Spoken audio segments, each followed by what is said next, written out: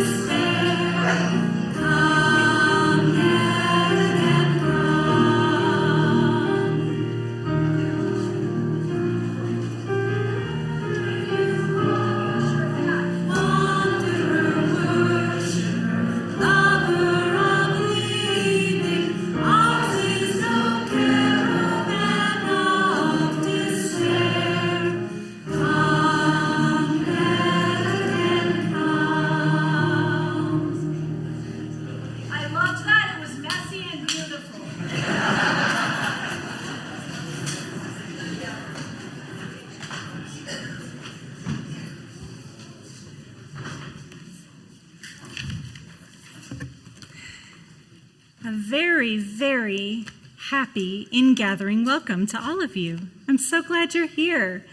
Welcome to those who are joining us online, especially our friends from the UU Church of Ogden. Hi, Ogden. Everybody say hi to Ogden. Hello. It's great that you're here. Wherever you're joining us from, we're delighted to see you. If you're visiting today, you are our honored guest, and we're so glad you're here. I invite you to stop by the welcome table on your way out this afternoon. Just stop right at the table and introduce yourself. Let us get to know you a little bit as well. Just a couple of announcements as we get started. It's an intergenerational service today. There are Wiggles. Wiggles are blessed. We love them. Thank you for bringing all of your Wiggles. Just one more reminder to sign up for a small group this year if you're participating in our small group ministry using the registration form that you'll find on your Torch email or on the website. Listen, there are so many of you. I know you think I'm the only person who's just going to come tell Reverend Monica I want to be in a small group. You are not. You are not. I will not remember. I promise. Please fill out the registration form. You cannot know how much that means to me. And there are a couple of groups who are already close to full, so do it as fast as you can, like maybe this afternoon. It's also time to register your small people for religious education. It is also important that we get a registration form every year, so we have the latest information to keep your kids safe and your family well informed. You can knock that one out this afternoon, and you will be Miss Amanda's best friend for a whole year. Until next year when you have to do it all over again. And don't forget, our activities fair is on September 24th. That's 2 Sundays from now. It'll be after both services. It's a great time for you to learn about all the ways to get involved in your church community. There are many ways to volunteer, as well as to learn and to have fun. We have a monthly music jam session happening now. The choirs are rehearsing again. There's an environmental justice book club, and we are just now starting the year. So there's lots of cool stuff, and you can find out all about it at the activities fair. And now I invite you to settle into a space of calm awareness, where you can feel your breath flowing. We will begin our worship today with the lighting of the chalice. On this Ingathering Sunday, we light it as a beacon that calls our community together from all the places we call sacred. The flame calls us into a renewed spirit of commitment to love and justice, and we answer, yes.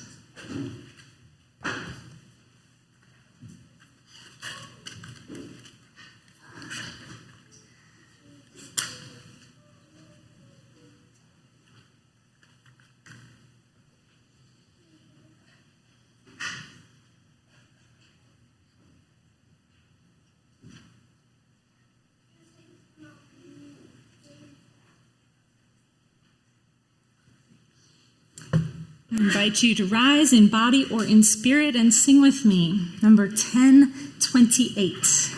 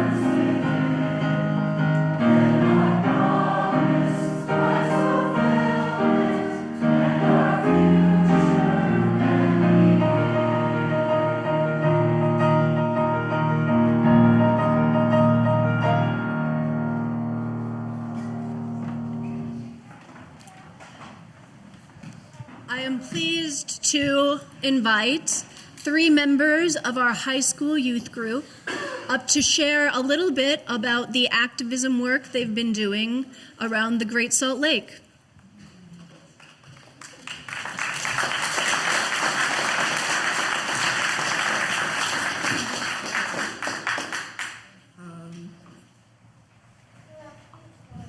Do we say our names?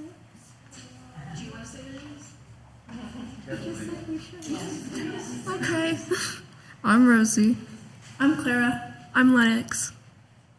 In January, Lisa Mountain from Environmental Ministry approached our high school youth group to connect with our efforts to advocate for Great Salt Lake. With her help and the help of our youth advisors, we spent time visiting the lake, learning how to lobby, writing to our legislators, connecting with other youth advocates and artists, speaking with local media, and finally giving a presentation to the House Minority Caucus at the state capitol during the legislative session. Today, we'd like to share with you what we said. Our home and families are in Utah, and we wish to remain in Utah. However, if critical and dramatic actions are not taken, then the risk to our quality of life will be so great that we and many other youth across our beautiful state will be forced to evacuate.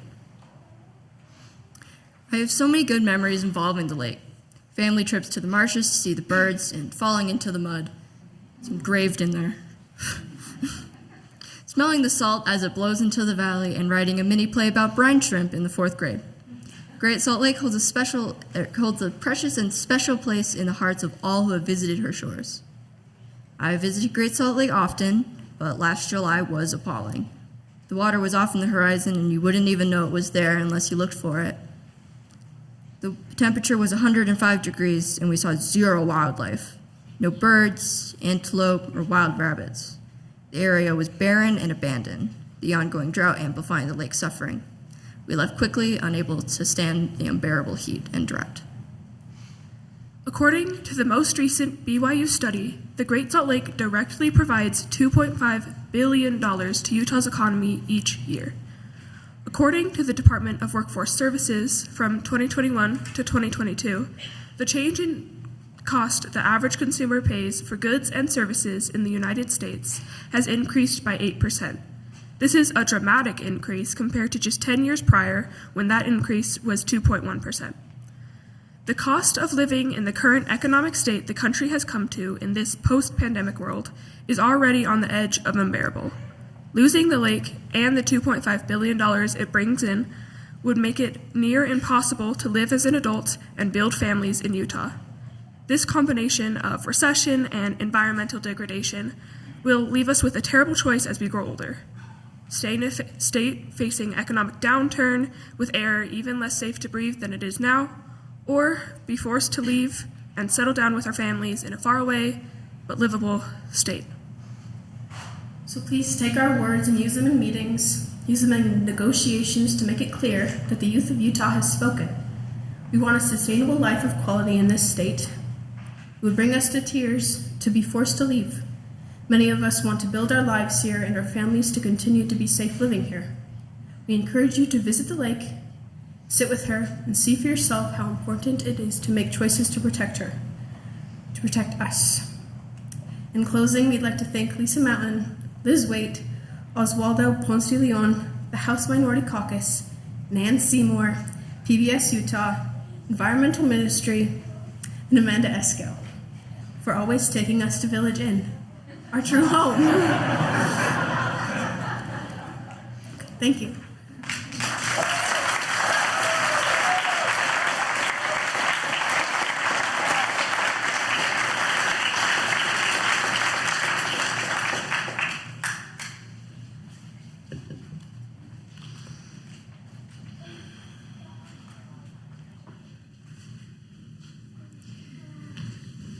To gather the people beside the waters is a practice older than history.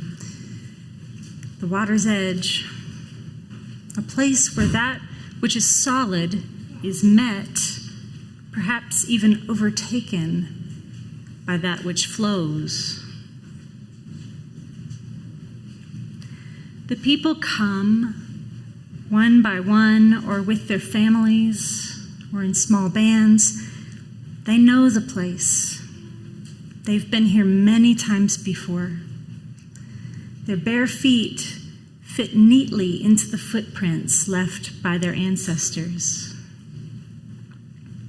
They may be chatting, laughing, catching up, readjusting the babies on their hip, checking their baggage.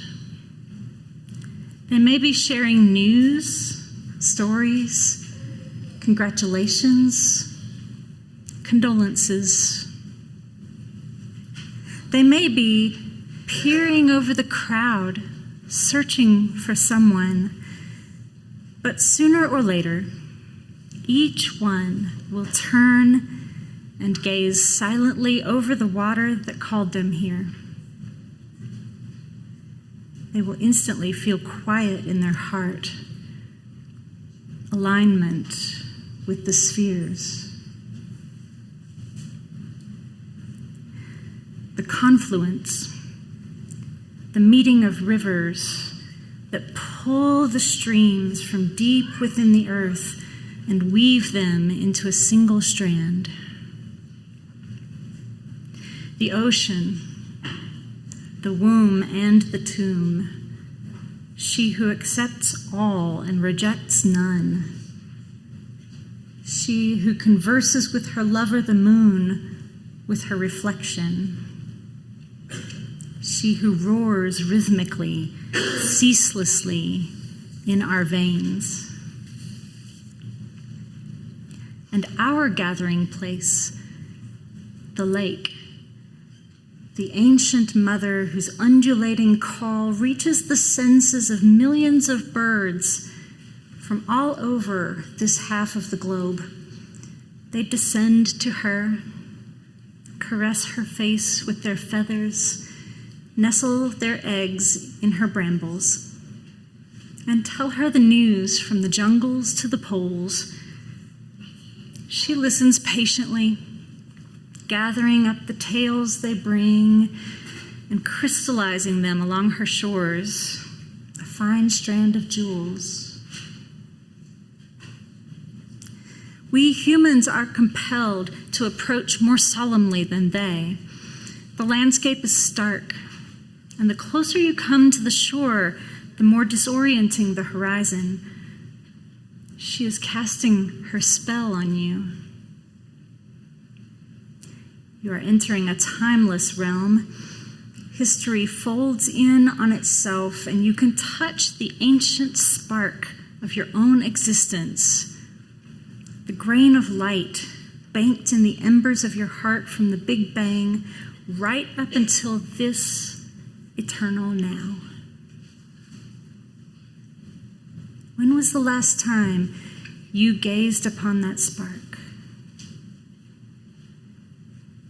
When was the last time you were quiet enough to hear the roaring waters in your veins? When was the last time you let the birds tell you their stories? You may be here in this air-conditioned room, on this wooden pew, or in any of 1,000 other rooms you've occupied or have yet to occupy in this lifetime, but I'm telling you that you are never more than a step away from the water's edge if you are paying attention. Never more than a breath away from the gathering to which we are called again and again. Let us come to the water's edge today, bearing our gifts of gratitude for this one life we are given, for the mysteries, for the joy of sharing it all with those by whom we are known.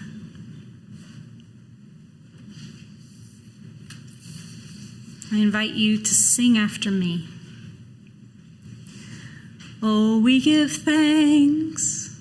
Oh, we give thanks for this precious day. For this precious day. For all gathered here. For all gathered here. And those far away. And those far away. For this time we share. For this time we share. With love and care.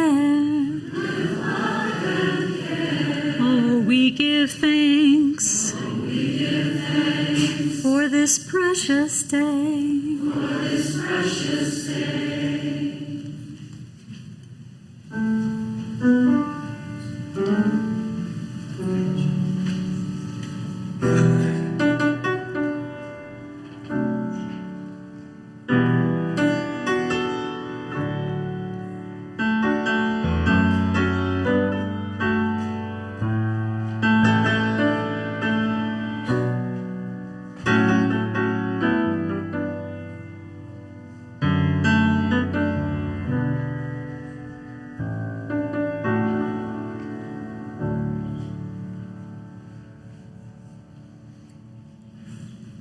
Unitarian churches are beholden to no fixed dogmas or creeds. We are also not bound to bow to any central authority like Catholicism, who has the Pope and the Vatican, or a certain predominant religion in a certain state where we live.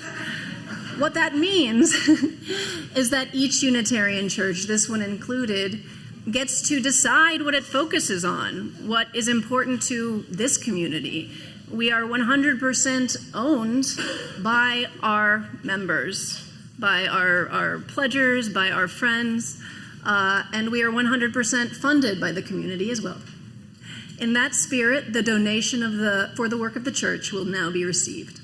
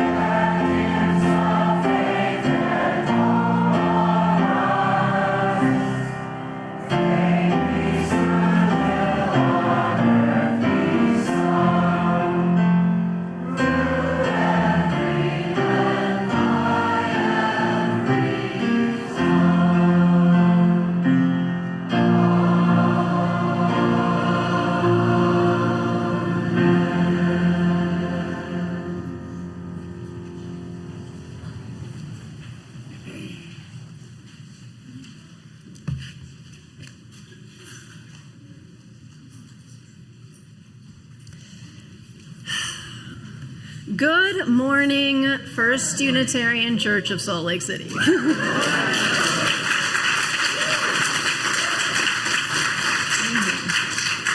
My name is Reverend Sylvan, and I'm the senior minister of this church. And I am thrilled to be here with you for this, our first Ingathering together.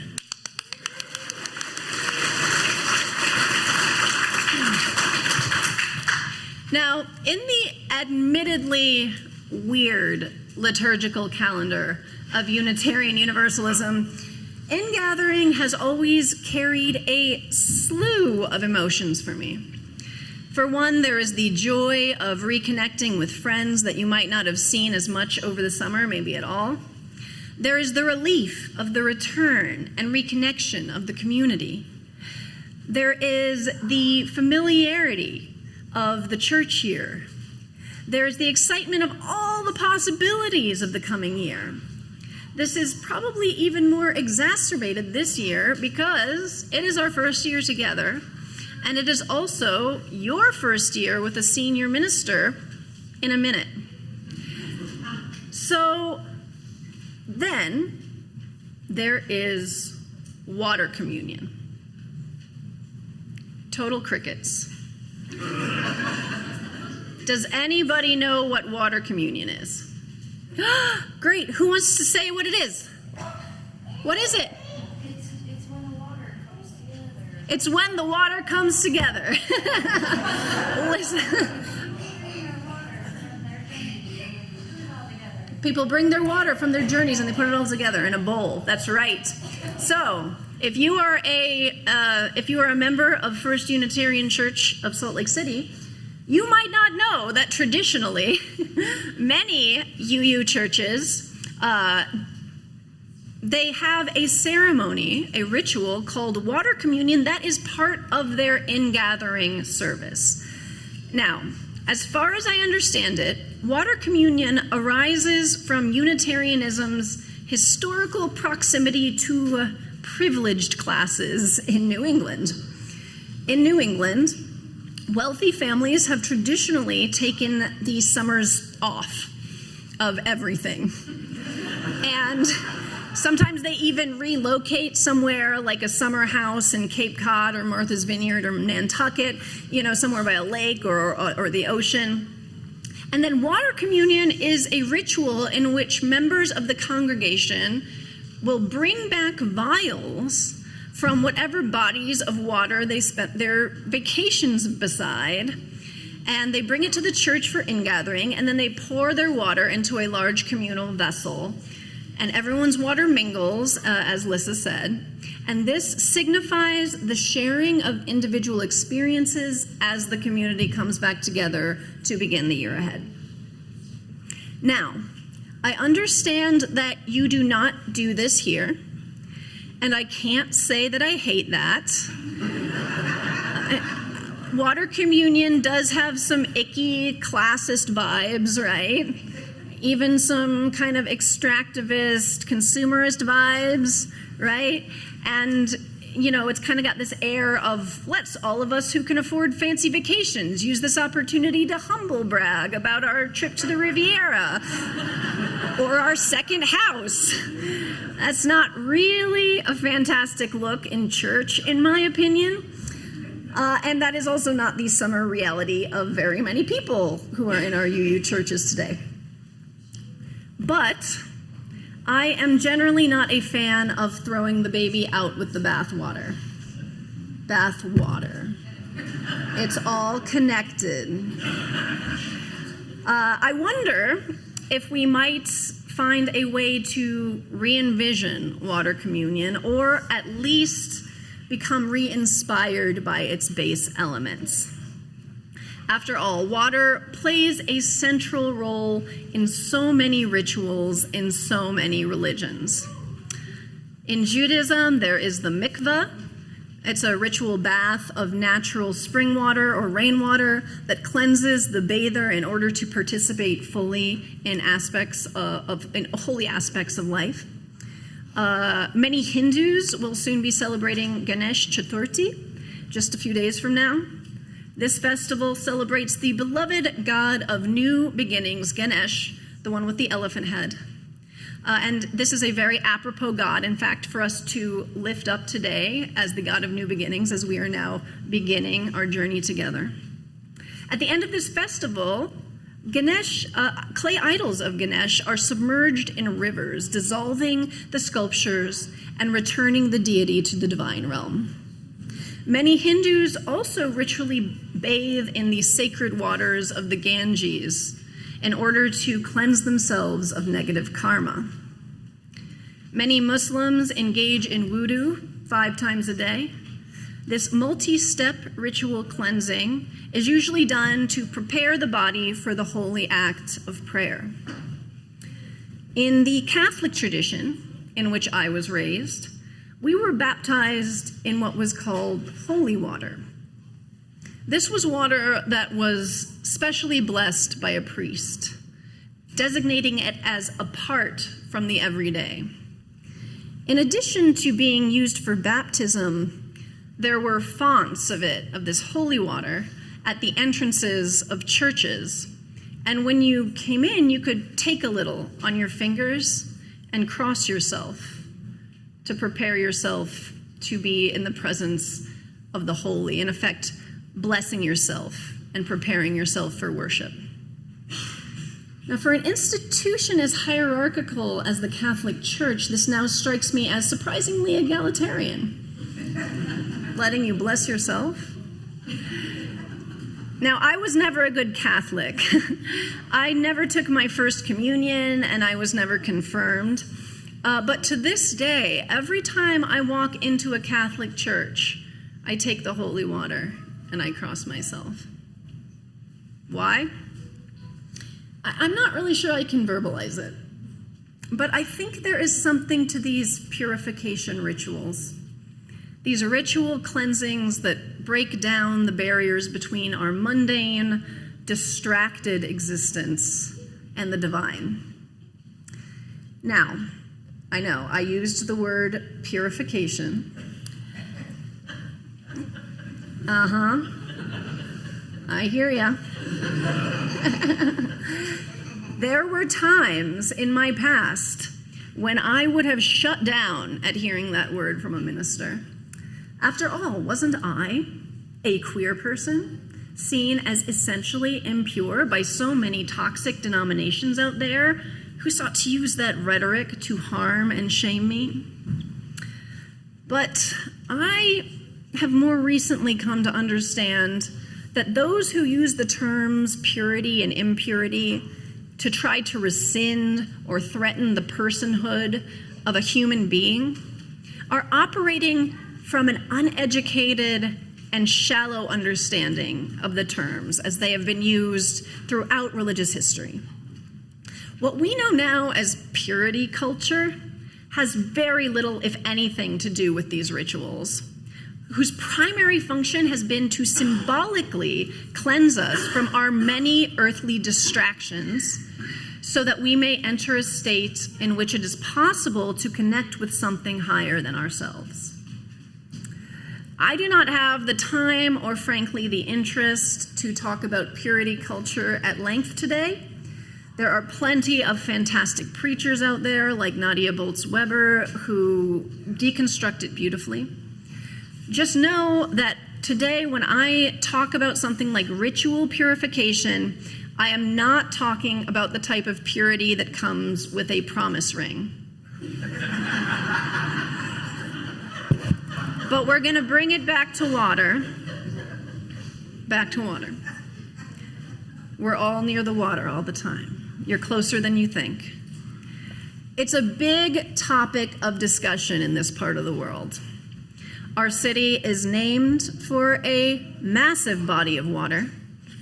And as we know, and as our youth group wonderfully told us, she is in danger.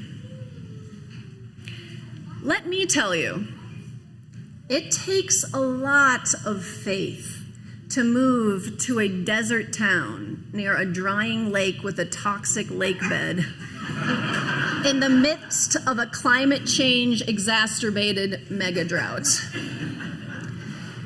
It takes faith in human beings, it takes faith in nature, and dare I say it, it takes faith in the divine.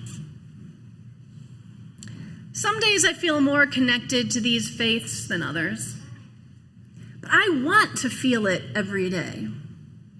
I want to experience faith as something I do rather than something I simply have. In a sense, I moved here to be with you out of an aspiration towards this kind of faith. I want to do this faith with all of you to see if we can prove that it's not too late for us humans to live in love with the lake and the earth and the divine. Yeah. Yesterday was my birthday. Thank you.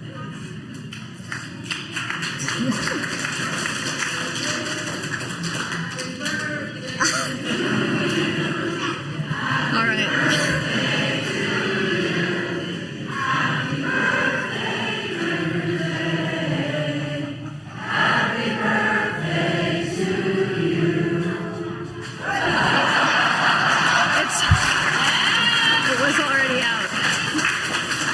It was already out. My mom did all the work. I did nothing. So anyway, yesterday was my birthday. As I slide ever more, and thank you, by the way, that was very sweet. As I slide ever more irrevocably into bona fide middle age, I tend to get reflective around birthdays. I felt I needed a reset, a cleansing, if you will, a reconnection with the divine and my sense of purpose. So I drove out to the Salt Lake, which I had never seen before other than in a plane. I walked on its smelly, muddy shores, brine flies swarming my ankles. I saw the mummified seagull corpses slowly returning to the earth below the towering prehistoric mountains. I stood by the water and I prayed for the faith to serve it, to love it. So this is my water communion. Don't worry, I didn't take very much. Friends, I don't know if you can see, but this water is not pure. It stinks, for one thing, and it's full of creepy crawlies and shells, not to mention other types of biological matter that I won't name in polite company. Plus, it's far too saline for us to drink. It stings the eyes a little bit if you get too close. If you saw the summer forum with about the Bear River Restoration Project with Shoshone leader Brad Perry, then you may remember that the Shoshone name for the Great Salt Lake is Titsapa, which means bad water. But just because the water isn't what we think of as pure doesn't mean that it isn't holy. We so often get these two things confused. And we use, or even we progressives, right? We have our own purity culture. Like our Calvinist ancestors, if we prove to ourselves and to our friends that we can live a flawless life, then we can prove to ourselves and to our friends that we are one of the elect, one of the good ones. Right? We want to be perfect. We want to be perfect in our speech, to say exactly the right words, to never slip up on a pronoun or a preferred term, and not for the other person, for us, so we look good, right? We want to reflect the purely correct stance on all social issues at all times. We want to make sure we have the perfect moral house. Solar panels, induction stove, heat pump, electric car. We eat clean, whatever that means. Even our water is pure. Reverse osmosis filters to make sure we take in 0 toxins to our temple bodies. Water so distilled that it flushes vital minerals out of our systems. But it is technically, scientifically pure. But holy water has never claimed to be scientifically pure. It only claims to be holy. My friends, these two things are not the same. I have never seen anyone suggest that the pollution in the Ganges makes it less holy. People continue to bathe in these polluted waters, some of the most polluted waters in the world, as a means of ritual, spiritual purification, even though the water is far from scientifically pure. The water takes on the world, and that world is holy. Also, if you want to skip lunch today, you can Google studies on the prevalence of human waste contamination in the holy water in church sconces. It's real. Moving on. When we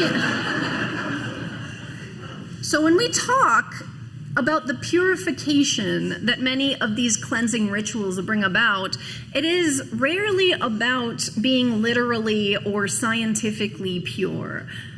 Instead, this ritual purity is often merely a state that helps one to more easily access a place of wonder that is a holy place. Moving here to be your minister is an act of faith in the holiness of bad water. This contaminated, endangered, smelly, vital, ancient, beautiful world that we have. This world is bad water, and it is what we have, and it is holy. Instead of purification, which leaves such a negative taste for so many of us with religious trauma, what if we looked at these water rituals as rituals of transformation? Transformation from a mundane, distracted state to a state of awareness of the holiness of what is around us. The cleansing of the mikveh and wudu transforms the bather into a person ready to interact with the holy. The water in the Ganesh Chaturthi ritual transforms the clay idol back into a transcendent deity. And the holy water that I cross myself with asks me to transform myself, even just for a while, into a person ready to wonder at the holiness that lays before me.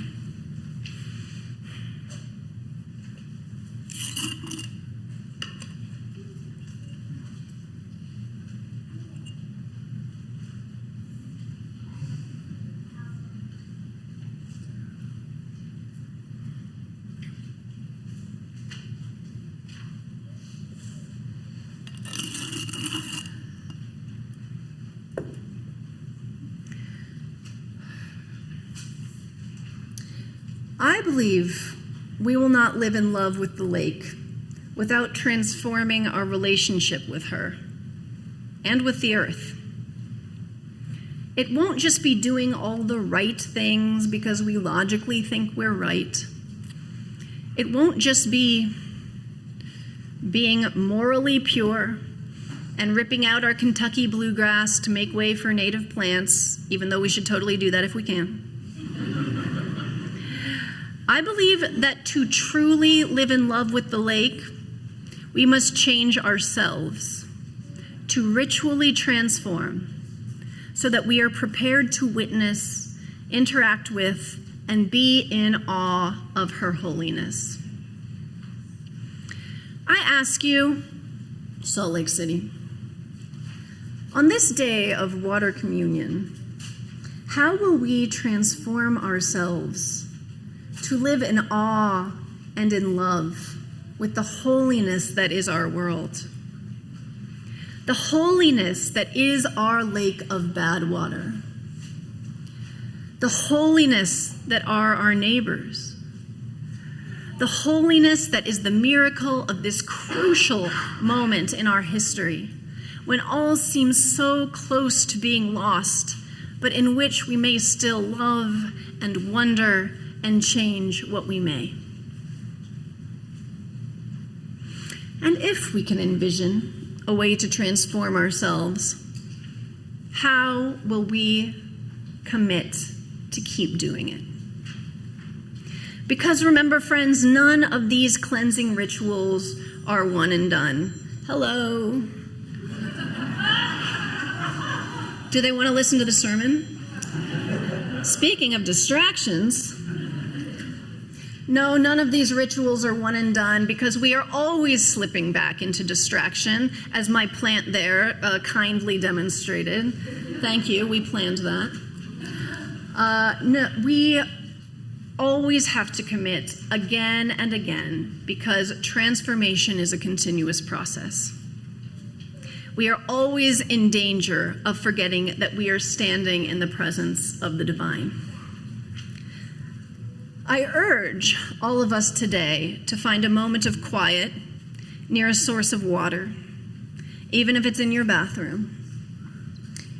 I urge us to wash our hands slowly, carefully, trying very hard not to let our mind wander to whatever we have to do next. When you finish washing, look at your hands and say, "May I now touch what is holy."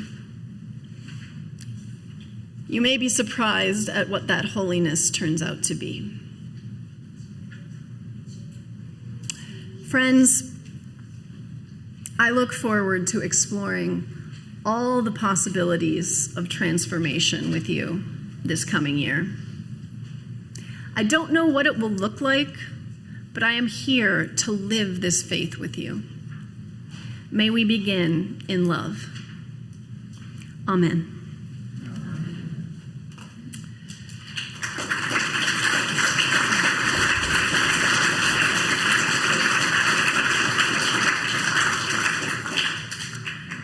I invite you to rise in body or spirit and sing with us. We're going to be singing hymn number 1069 in the Teal hymnal. This song is called Ancient Mother, but I invite you today, in honor of our Great Salt Lake, to change the word mother to waters. So we will be singing to the ancient waters.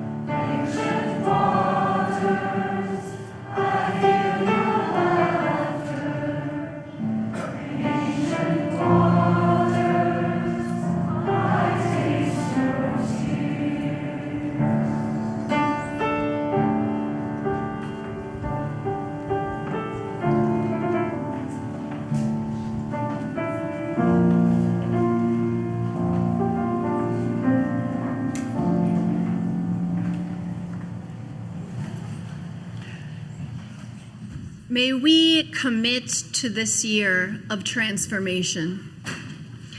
May we wonder at the miracle of this bad and holy water. May we become those who live in love with the world. May we see it, may we be it, may we do it. Go forth.